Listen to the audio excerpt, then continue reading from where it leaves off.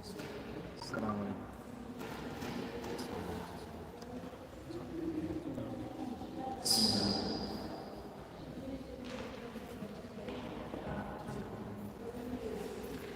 السلام عليكم ورحمة الله وبركاته. الله أكبر الله أكبر الله أكبر الله أكبر. أشهد أن لا إله إلا الله. أشهد أن لا إله إلا الله. أشهد أن محمدا رسول الله. أشهد أن محمدا رسول الله. حي على الصلاة حي على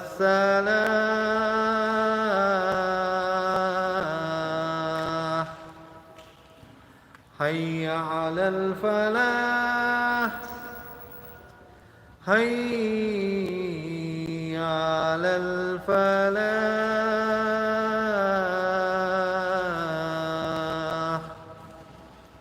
الله أكبر الله أكبر. لا إله إلا الله.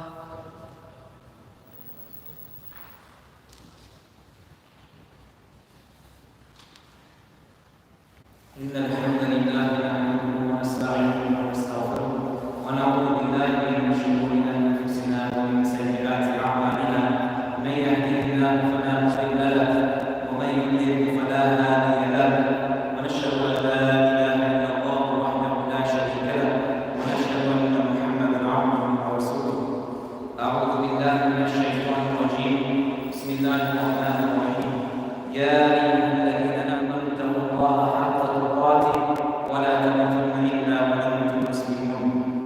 وقال تعالى: يا أيها الناس اتقوا ربكم الذي خلقكم من نفس واحدة وخلق منها زوجها وبث منهما رجالا كثيرا ونساء واتقوا الله الذي تساءلون به والأرحام إن الله كان عليكم رقيبا. وقال تعالى: يا أيها الذين آمنوا اتقوا الله وقولوا قولا سديدا يصلح لكم أعمالكم ويغفر لكم ذنوبكم ومن يطع الله ورسوله فقد فاز فوزا عظيما. أما بعد، إن أصدق الحديث كتاب الله وأحسن الهدي هدي محمد صلى الله عليه وسلم وشر الأمور محدثاتها وكل محدثة بدعة وكل بدعة ضلالة وكل ضلالة في النار. Alhamdulillah, indeed all praise is due to Allah subhanahu wa ta'ala. We praise Him and we seek His help and forgiveness. We seek refuge in Allah from ourselves' evils and our wrongdoings. He whom Allah guides, no one can misguide. And he whom Allah leads to be led astray, no one can guide. I bear witness that there is no deity worthy of being worshipped except one Allah alone without any partners. And I bear witness that Prophet Muhammad sallallahu alayhi wa sallam is His servant and messenger. My dear respected brothers and sisters in Islam, in a few days' time, we will be entering the final month of the Islamic calendar. And this is a mercy from Allah subhanahu wa ta'ala that after having completed the month of Ramadan, towards the end of the year, within a few months of the completion of the month of Ramadan, Allah subhanahu wa ta'ala gives us yet another opportunity, yet another season of worship. And during this season of worship, as we have been mentioning for the previous weeks, we review and we take lessons from the great story of Ibrahim alayhi salam. During these 10 days of the Hijjah, we see brothers and sisters who have made an intention to go for the Hajj. They will go into the blessed lands of Makkah al-Mukarramah. They will go to the plains of Mina, Arafah and Muzdalifah, saying that Talbiyah, labbaik Allahumma labbaik Allahumma labbaik labbaik la sharika lak labbaik, in الحمد والنعمة له والملك لا شريك له. They will be calling out to Allah subhanahu wa ta'ala that, oh Allah, we are here at your service. The scholars, they say the Hajj is a journey of a lifetime. And for those of you who have been for the Hajj, I'm sure you will agree with me that it is definitely a journey of a lifetime.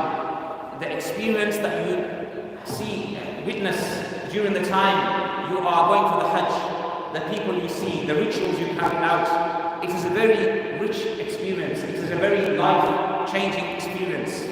And this is why the great reward for the one who does the Hajj and does it properly according to the way in which the Messenger sallallahu alaihi wasallam showed us and taught us.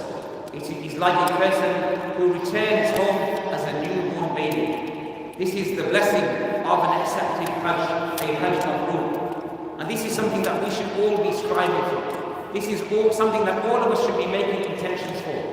Whether you have the money or you don't, whether the call of Allah has come or hasn't come, you should be making this intention that I want to visit the house of Allah. And I want to visit the house of Allah to complete my compulsory obligation upon me, as long as I'm within the thresholds that Allah subhanahu wa ta'ala has set.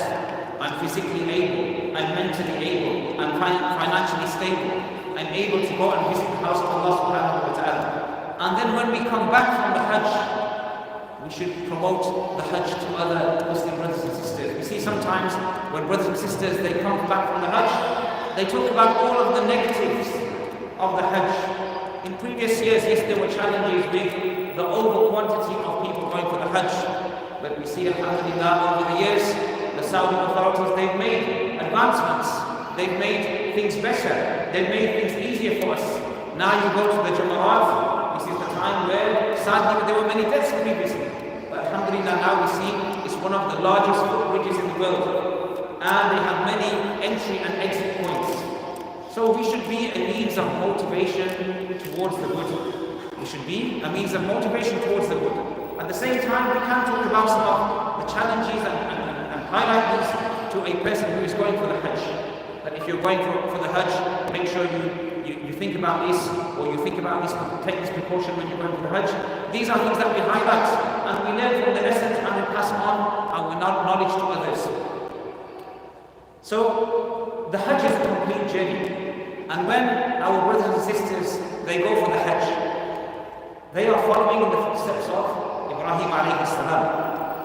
When we go and we do tawaf around the Kaaba was built by Ibrahim alayhi salam. And at the same time, we see when we go and do the sa'i, Hajar alayhi salam, she was running through two valleys.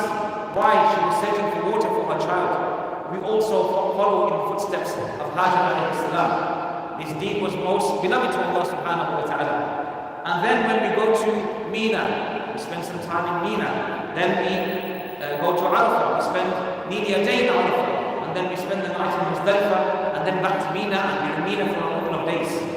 So when we are in these plains of Mina, Arafah, and Muzdalifah, we are actually living the story of Ibrahim alayhi salam. Let's face it, when Ibrahim alayhi salam when we parted the Jamarat, we remember the story of Ibrahim alayhi salam and his interaction with the shaitan. Allah subhanahu wa ta'ala says in the Quran, فَلَمَّا بَلَغَ مَعَهُ السَّعْيَ قَالَ يَا بُنَيَّ إِنِّي أَرَى فِي الْمَنَامِ أَنِّي أَذْبَحُكَ فَانظُرْ مَاذَا تَرَى قَالَ يَا أَبَتِ افْعَلْ مَا تُؤْمَرُ سَتَجِدُنِي إِنْ شَاءَ اللَّهُ مِنَ الصَّابِرِينَ. And when he reached the age of maturity, he said, "Oh my son, indeed I have seen a dream that I must sacrifice you. So what do you think?" And the son replies, "Oh my father, do as you are commanded. You will find me, if Allah wills, of those who are patient." Just in this story alone, we learn many lessons from this story.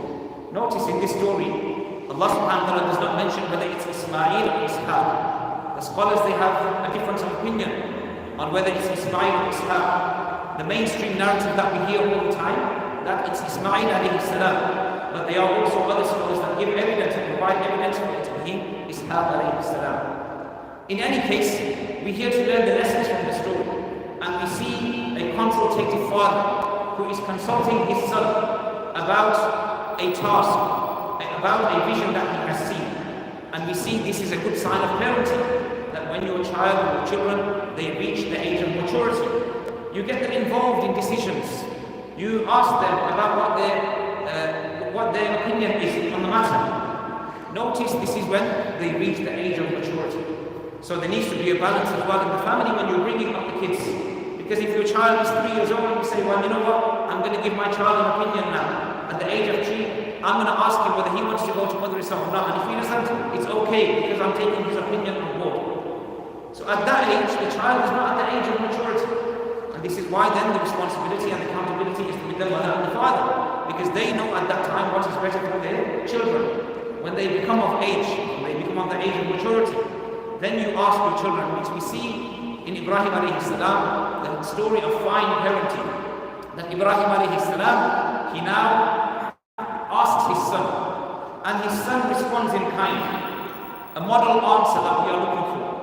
That, oh my dear father, do as you have been commanded by Allah subhanahu wa ta'ala. Whatever Allah subhanahu wa ta'ala has commanded you, do it. And inshallah I will be of those who are patient. And then we see now Ibrahim alayhi salam, he is taking his son to the place of sacrifice. And one of the Muslim historians, Al-Azraq, he mentions the narration. He says when Ibrahim alayhi salam left Mina and was brought down to Al-Aqaba, the devil, Shaitan, approached him and whispered to him. So Jibreel alayhi salam came and he said to Ibrahim, pelt him. So Ibrahim alayhi salam takes 7 pebbles and he pelts the Shaitan. Then as Ibrahim alayhi salam moves a little bit further on his journey, again in the middle section, Shaitan goes to him again and he starts to whisper to him. Jibreel alayhi salam again tells him, pelt him. And then finally, when he's about to reach his destination, Shaitan comes again and he whispers to him again. And Jibreel alayhi salam says to him, pelt him. Okay? So when we go to the Jamarat, and we need to understand that Jamarat is not the Shaitan. Okay? It's a story that we are enacting. We are following in the footsteps of Ibrahim alayhi salam. So when people go there with slippers and they start to hit the Jamarat, this is not the actual Shaitan, but we are following in the story of Ibrahim alayhi salam and his legacy that he left behind. Why? Because Allah commanded us. Why? Because the Prophet ﷺ commanded us to do it. We are an ummah of Ibrahim alayhi salam. We are an ummah of the Prophet ﷺ. So here we see the Shaitan. He comes to Ibrahim alayhi salam and he whispers to him.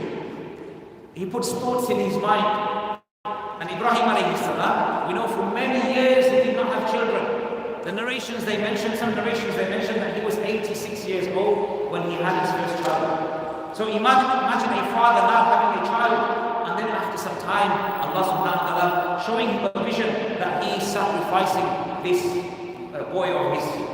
How would any father in this world feel today? How would any father in this world feel today? So similarly, we see in the case of Ibrahim alayhi salam, the vision of a prophet is true. If we have a dream, we might say, the Shaitan's playing games with you. And it's true. There's different types of dreams. There are good dreams which are from Allah, and there are evil dreams which are also from Shaitan. But in the case of a prophet, their dream is haq. Their dream is a true vision. So we see Ibrahim alayhi salam, he sees this vision, he's going to sacrifice his son, and Shaitan whispers to him, father, you have a child for many years. How could you sacrifice your own child? What about that fatherly love? Who's going to look after your child when you pass away? These thoughts are probably going around in the mind of Ibrahim alayhi salam. But what we learn from the story of Ibrahim alayhi salam, from start to finish, is his true obedience to Allah subhanahu wa ta'ala. Every single moment when he has a challenge, he turns to Allah subhanahu wa ta'ala. We see when he was a young boy, and he is in the shop of his father is a carpenter, and he is creating these idols and selling them. So Ibrahim alayhi salam is now expected to help in the affairs of the shop, in the development of the products and services that are being sold. Not only developing these products and services, but being a salesman for them. Ibrahim alayhi salam, he never worshipped the idols. In fact, he questioned why we should be worshipping these idols. We see Ibrahim alayhi salam, when Allah subhanahu wa ta'ala told him to sacrifice Ismail alayhi salam, he didn't ask when, how, why, if, what are the conditions like the Bani Israel did. When Allah asked them to sacrifice the cow, what color is it, what age is it male or female? Okay, there asked all of these questions, and this brought up a lot of restriction for them. We see Ibrahim alayhi salam, when Allah subhanahu wa ta'ala graduated him as the Imam of the Kaaba. When Allah graduated him as the Imam of the Kaaba, He showed a sense of humility. Oh Allah, accept it from us. Not I built the Kaaba, I made the Kaaba. I'm the construction worker for the Kaaba. Yeah? Anybody want my business card, I'll give it to you. I built the house of Allah, this is on my CV, this is on my record. No, humility. He said, oh Allah, accept it from us.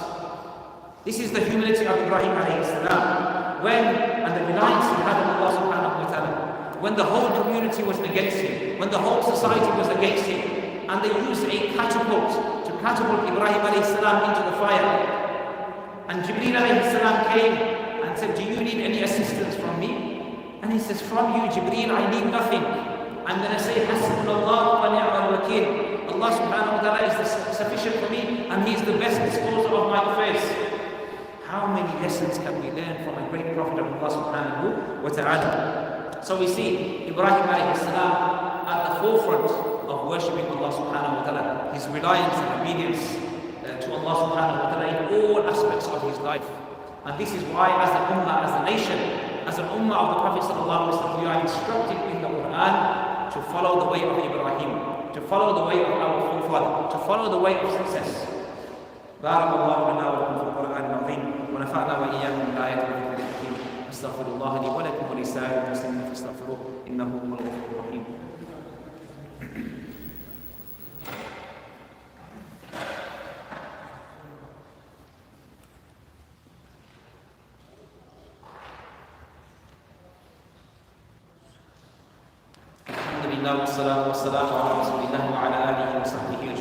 We were talking about the many qualities in the life of Ibrahim alayhi salam, and we were talking about some of the rituals we complete when we go for the Hajj.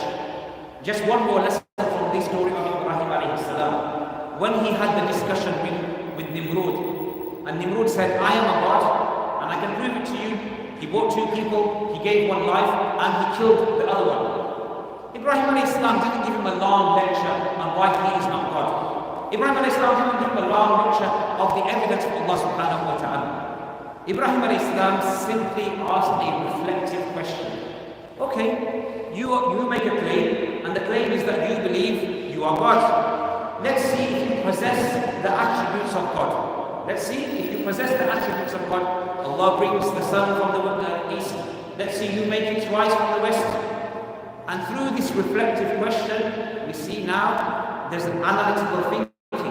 Nimrud starts thinking, oh, I claimed I'm God. Am I able to do this? And he was defeated. So here we see sometimes short but comprehensive statements. We learn this from the story of Ibrahim alayhi salam. We learn this from the story of Prophet Muhammad sallallahu alayhi wasallam. Short but comprehensive statements. They are able to provoke thoughts and minds. Realize, brothers and sisters, we mentioned the story of Ibrahim and the battle between Shaitan. And this battle between Shaitan and mankind has been there from the outset. From the time Allah subhanahu wa ta'ala created Adam alayhi salam. It is mentioned when Allah subhanahu wa ta'ala created Adam alayhi salam, Shaitan became jealous of him. And Shaitan was looking at this new creation that Allah subhanahu wa ta'ala had created. And as an ummah of the Messenger sallallahu alayhi wa sallam, we are reminded, وَلَا تَتَّبِعُوا خُطُوَاتِ الشَّيْطَانِ. Do not follow in the footsteps of Shaitan. Many verses in the Quran, Allah subhanahu wa ta'ala is reminding us that Shaitan is a sworn enemy to us, and we must stay away from him. We must stay away from his whispers. We must not follow in his teachings. Realize, brothers and sisters, when Shaitan, he disobeyed the command of Allah subhanahu wa ta'ala. Disobeying the command of Allah subhanahu wa ta'ala did not make him a kafir. Disobeying the command of Allah subhanahu wa ta'ala did not make him a kafir. Let me explain. Allah subhanahu wa ta'ala said to him, and the angels bowed down to Adam alayhi salam. All of them bowed apart from Iblis. And he gave a reason for this. Okay? If we were to say that Iblis is now a kafir or part of the kafirin because he disobeyed the command of Allah subhanahu wa ta'ala, what about us? We disobey the command of Allah subhanahu wa ta'ala every day by not praying our salah, by being disrespectful disrespectful to other people, to our parents, to our brothers, to our sisters, by backbiting, doing so many evil deeds. So doing an evil deed, doing a bad deed, doesn't take you out of the fold of Islam. Also his quality of arrogance and his quality of racism and thinking low of other people and denying the truth, this also did not take him out of the fold of Islam. This also did not make him a kafir in the eyes of Allah subhanahu wa ta'ala. Because when we have hasad, when we have jealousy, this is an evil trait. It is a trait of shaitan. Does this now mean that we have become non-Muslim? So we see here there were certain things that shaitan was responsible for. But the greatest reason why he became of the kafirin, Allah subhanahu wa ta'ala mentions, is because he mentioned something. He blamed Allah subhanahu wa ta'ala. And this is the reason for his downfall. He said, because you have put me into error. The reason for Iblis' description of being the kafirin was due to his considering Allah's instruction wrong. Not only considering it wrong, but unjust and false. And Allah subhanahu wa ta'ala's attributes as evil and oppressive. And we know that Allah subhanahu wa ta'ala's attributes are perfect. They are befitting according to His majesty. Allah subhanahu wa ta'ala has the best names, the best of attributes. So when he blamed Allah subhanahu wa ta'ala, when he associated attributes to Allah subhanahu wa ta'ala which did not befit the nature of Allah subhanahu wa ta'ala, this was the reason for his downfall. And this is why he became the shaitan. This is why he was expelled. So realize, brothers and sisters, Allah subhanahu wa ta'ala is giving us opportunities. We are going to enter the days of the Hijjah. We need to do good deeds, but at the same time, disobedience to Allah subhanahu wa ta'ala is a good thing. All of the qualities that shaitan possessed, arrogance, hatred, belittling the truth, these are things that we need to stay away from. And in these days of the Hijjah, brothers and sisters, we need to take care of our time. Our time is very precious.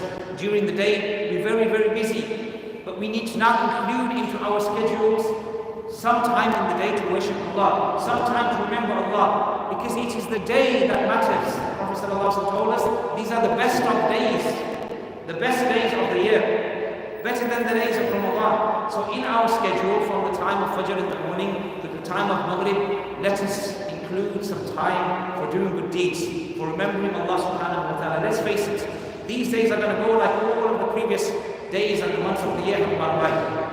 We need to make that change. We need to acknowledge that inshallah Allah has given me one more chance. He has given me one more opportunity to take from the blessings of Allah subhanahu wa ta'ala during these days.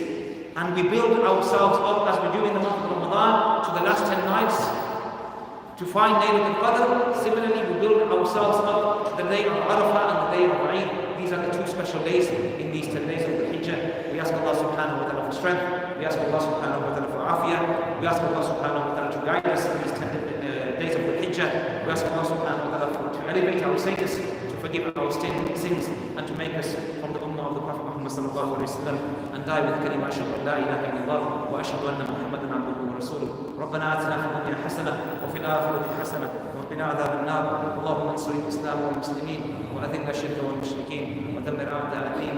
إن الله يأمر بالعدل والإحسان وإيتاء ذي القربى وينهى عن الفحشاء والمنكر والبغي يعظكم لعلكم تذكرون. اذكروا الله يذكركم وادعوه يستجب لكم ولذكر الله أكبر. قم الصلاة.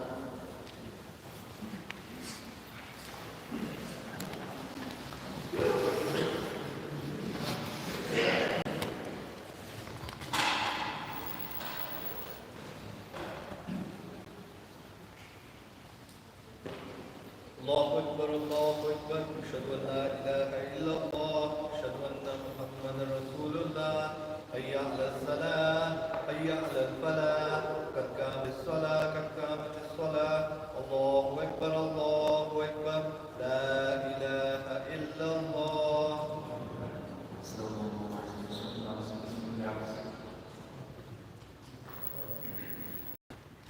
الله أكبر.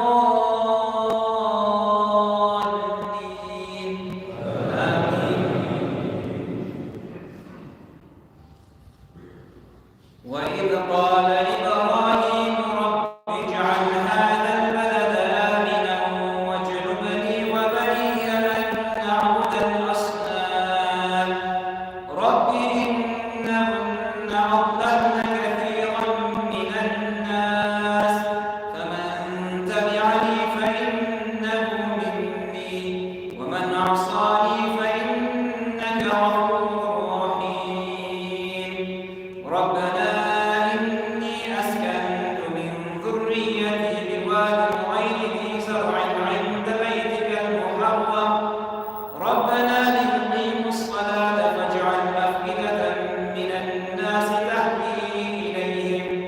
تهوي إليهم وارزقهم من الثمرات لعلهم يشكرون الله أكبر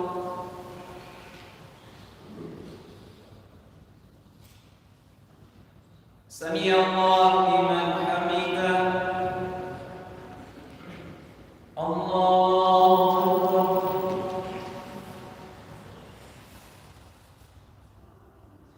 الله أكبر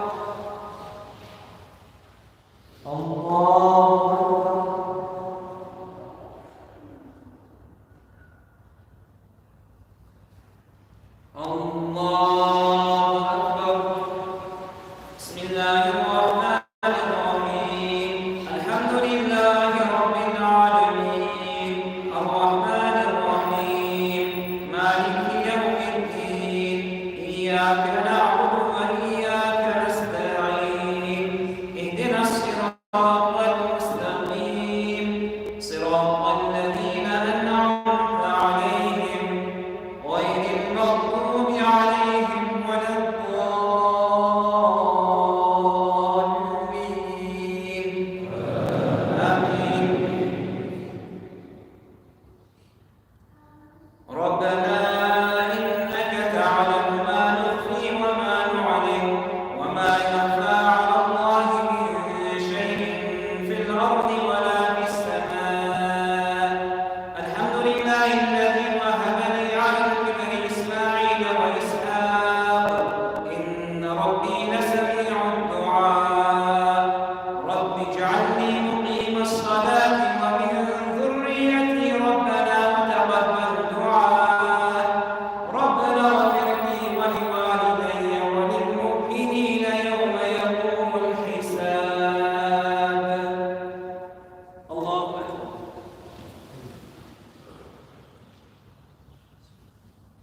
سمع الله لمن حمده الله أكبر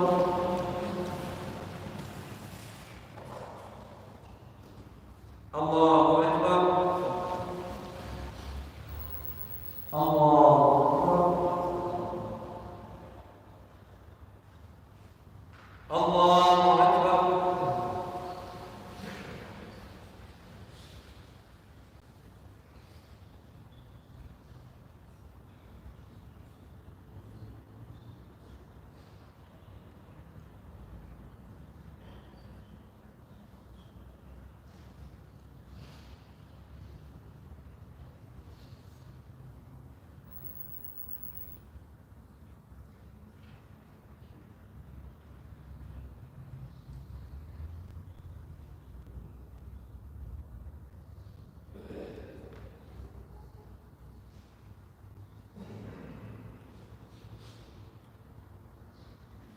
السلام عليكم